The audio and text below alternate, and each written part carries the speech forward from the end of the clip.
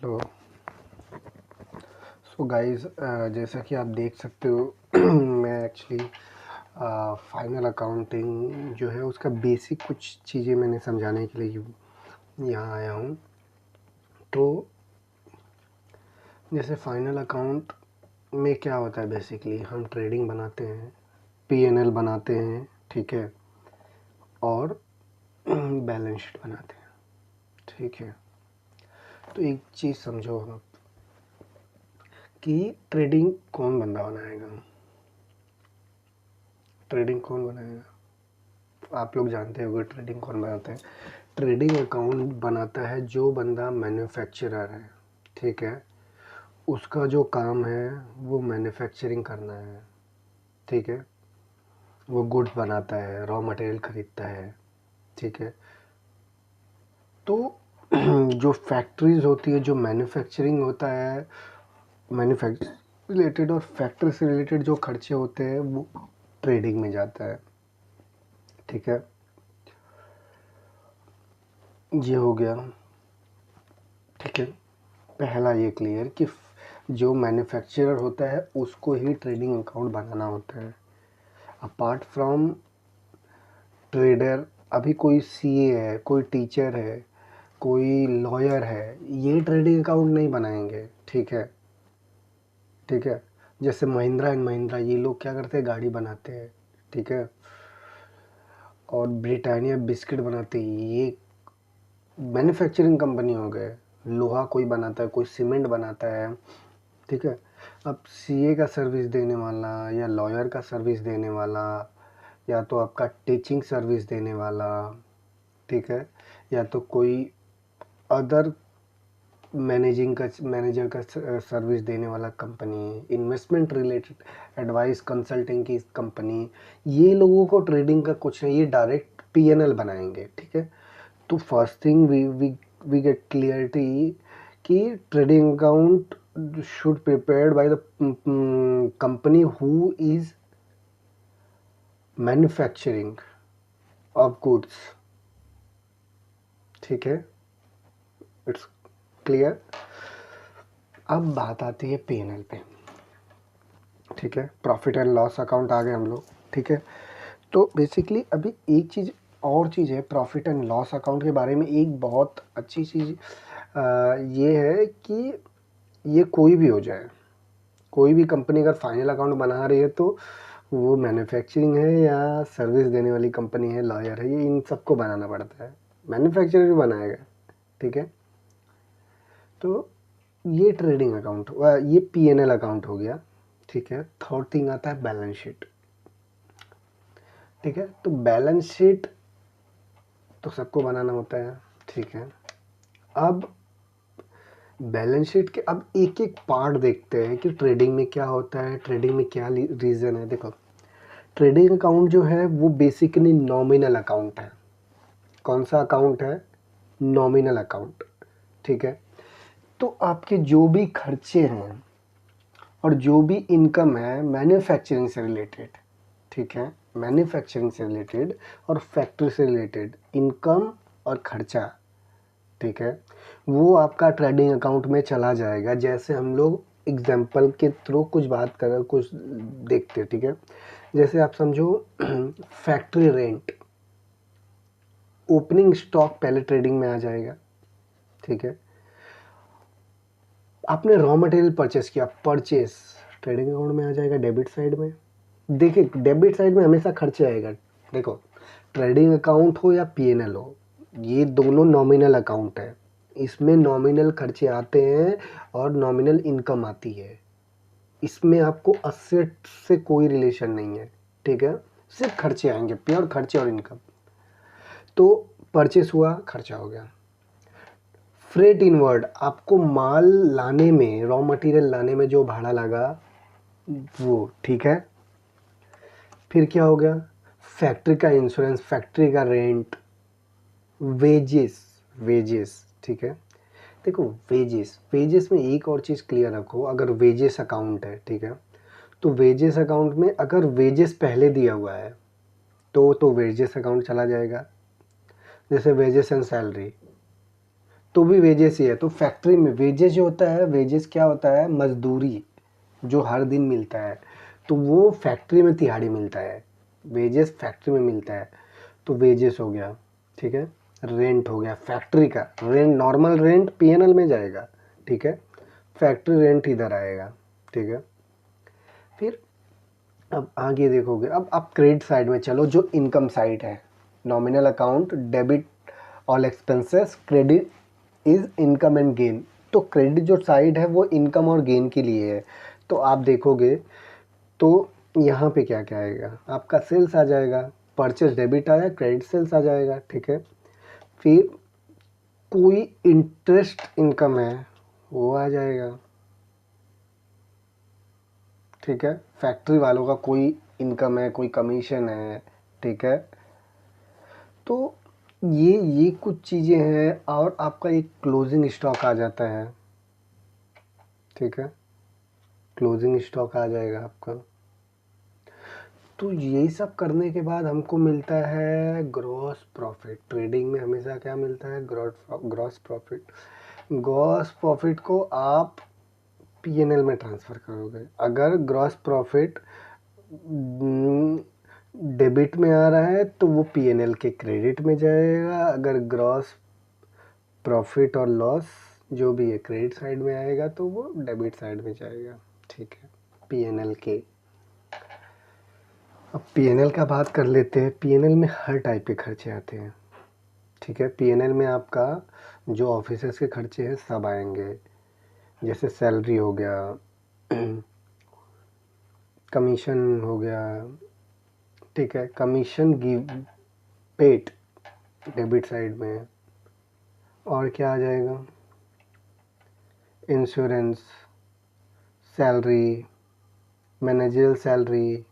ठीक है, स्टेशनरी। ठीक है, और क्या, पेटी एक्सपेंसेस, मिसलिनियस एक्सपेंसेस। ठीक है, मिसलिनियस एक्सपेंसेस मतलब बहुत सारे छोटे छोटे खर्चे होते हैं ना, उसको मिसलिनियस एक्सपेंसेस बोल देते हैं। ठीक है, फिर आप क्रेडिट साइड में जाओगे तो क्या है, वहाँ पे इनकम से रिलेटेड चीज़ें होंगी। ठीक है, वहाँ पे आपके इनकम से रिलेटेड चीज़ें होंगी, जैसे कि कमीशन रिसीव्ड। ठीक है, और और इंटरेस्ट ऑन इन्वेस्टमेंट। ठीक है, ये सब चीज़ें आपका पीएनएल में चला जाएगा। ठीक है, यहाँ पे आपको नेट लॉस नेट प्रॉफिट मिल जाएगा। ठीक है, ये बहुत क्लियर है। तो डेबिट साइड ट्रेडिंग और पीएनएल का खर्चा, और क्रेडिट साइड इनकम। ठीक है, क्रेडिट साइड इनकम, ये पीएनएल का एक बहुत सिंपल चीज़ रखो। ठीक है, अब आते हैं बैलेंस शीट पे। ठीक है, बैलेंस शीट पे आए हम लोग। तो बैलेंस शीट में क्या होता है, बैलेंस शीट में कभी आपका खर्चा नहीं होता। बैलेंस शीट में क्या होता है, असेट और लायबिलिटी होता है। ठीक है, असेट को असेट साइड में लिख दो, जैसे कि आपने गाड़ी खरीदा, एसी खरीदा, जो मोर देन 1 ईयर है, या तो करंट असेट भी लेते हैं, कैश हो गया, बैंक हो गया, डेटर हो गया। डेटर से हमको पैसा लेना है ना, तो डेटर भी अपने लिए एसेट हो गया, कल अपने को पैसा तो मिलेगा, तो वो भी डेटर हो गया। ठीक है, प्लस आपका कुछ एफडी किया है, बैंक में जो बैलेंस है। ठीक है, तो ये सब चीज़ें आपका डेबिट साइड, मतलब आई मीन असेट साइड में आ जाएगा बैलेंस शीट के। और क्रेडिट साइड में आपके जो भी ऑब्लिगेशंस है, जो कर्जे हैं, जैसे शेयर कैपिटल पहला चीज़ हो गया। अब शेयर कैपिटल क्यों लायबिलिटी होता है, क्योंकि कंपनी, एंटिटी और पर्सन दोनों अलग चीज़ें मानी जाती है। तो अगर कोई भी बिजनेस ओनर अपने बिजनेस में पैसा कैपिटल के फॉर्म में डालता है, तो बिजनेस उसको हमेशा कर्जा ट्रीट करती है, लाइबिलिटी ट्रीट करती है। ठीक है, क्योंकि बिजनेस को आज ना कल देना है, ऐसा मानता है। ठीक है, लॉ।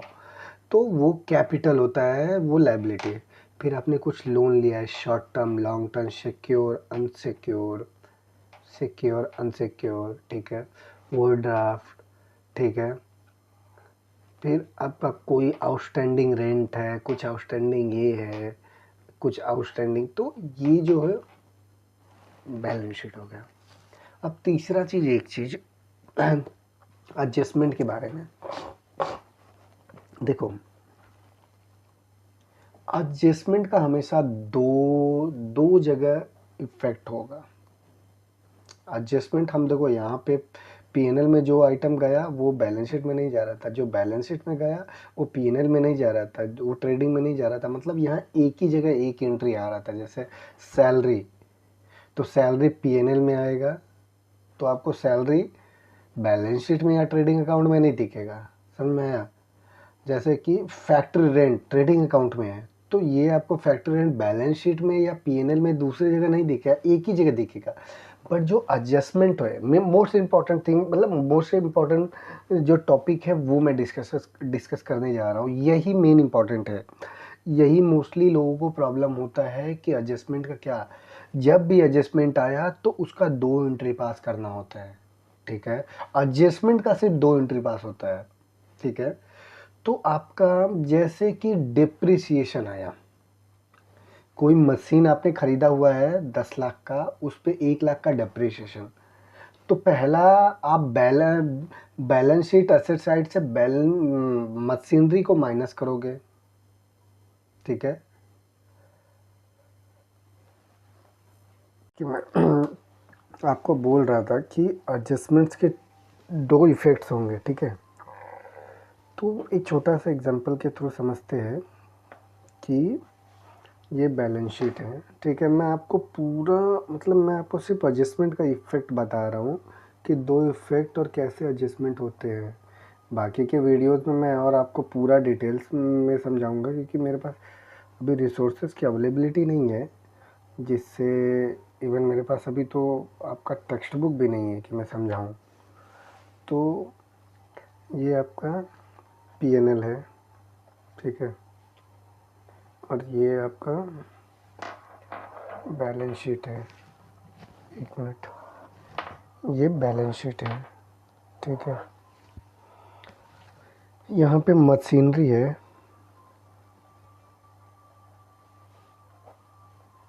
ठीक है।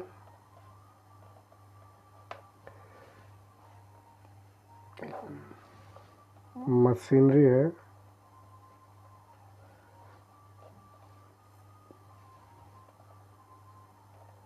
चार लाख का, ठीक है।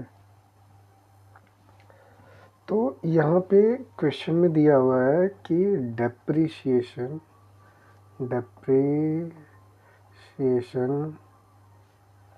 Should charge 10% at the rate 10% on WDV से straight SLM straight line method, ठीक है। तो अभी आप समझो, ये 4 लाख में से पहले तो देखो 2 इफेक्ट, अब देखो कैसे होगा। एक लेस हो जाएगा क्योंकि मशीन की वैल्यू कम हो रही है, 4 लाख में 10% लेस करेंगे तो 40,000 रुपये लेस हो जाएगा, ठीक है। आपका फाइनल अमाउंट कितना है, 3,60,000 का मशीनरी 4 लाख का में से।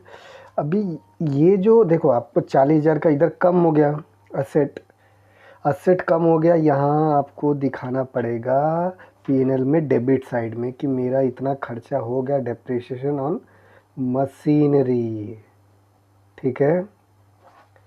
ये हो गया, यहाँ पे आपने 40,000 लिख दिया, मैं बाकी डिटेल्स नहीं ले रहा हूँ, ठीक है। अब दूसरा क्वेश्चन आपका समझो आ रहा है कि दूसरा एडजस्टमेंट है इन्वेस्टमेंट ₹40,000, नहीं interest on, sorry, interest on FD is 4,000, ठीक है। समझो ये इंटरेस्ट ऑन FD मतलब ये क्या है, इनकम है, ठीक है, ठीक है। FD इधर इन्वेस्टमेंट में, यहाँ पे बैलेंस शीट में FD होगा जिसका वैल्यू कितना है, 40,000 है, ठीक है, ठीक है। तो अभी देखो इंटरेस्ट आया, ठीक है, तो पहली चीज़ FD की वैल्यू बढ़ी ना, तो ऐड कर देंगे यहाँ पे इंटरेस्ट, कितना, 4,000, कितना हो गया ये? 36,000, ठीक है।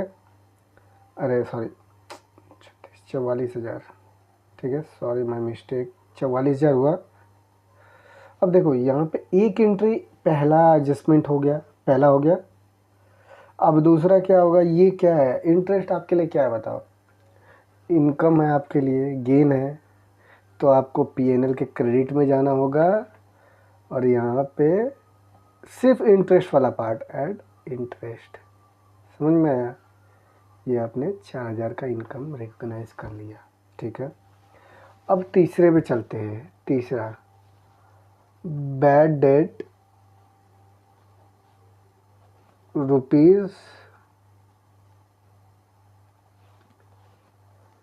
₹5,000 नीड टू रिकॉग्नाइज, यानी मतलब बैड डेट डेटर में से बैड डेट बनाना पड़ेगा इतना का। अब समझो डेटर अपने पास, डेटर यहाँ पे पहला इफेक्ट आपका डेटर, डेटर आपके पास 5,000 का है, इसमें से बोल रहा है वो बैड डेट निकाल दो। बैड डेट हमेशा डेटर में से माइनस होता है। ये भी आपको एक सेपरेट वीडियो में डेटर के बारे में बताऊंगा मैं, ये इनका पूरा क्या होता है बैड डेट और वगैरह, ठीक है। 4500 बचा, पहला इफेक्ट हो गया बैड डेट का। अब दूसरा इफेक्ट, बैड डेट क्या है बताओ? खर्चा है ना, क्योंकि नहीं रिसीव होगा ना, ठीक है, ठीक है। तो यहाँ पे क्या होगा, bad debt, bad debt PNL में डेबिट साइड में हम लोग कितने का, 500 रुपये का बैड डेट दिखा दिए। तो ये मैं अभी आपको बस ये देखिए, दूसरा सेम 1 और 2, तो हमेशा एडजस्टमेंट्स के 2 होते हैं, 2 इफ़ेक्ट होते हैं, तो ठीक है। इसलिए मैं आपको कह रहा था कि एडजस्टमेंट के हमेशा कितने कितने एंट्रीज होंगे, 2 होंगे, ठीक है। तो ये कुछ चीज़ें थी जो मैंने आपको बताया। आगे मैं और डिटेल वीडियो लाऊंगा, बट अभी थोड़ा टाइम लग रहा है मुझे, अभी इतना टाइम नहीं है, बट फ्यूचर में hope so. Thank you so much, thank you. जय हिंद, जय भारत।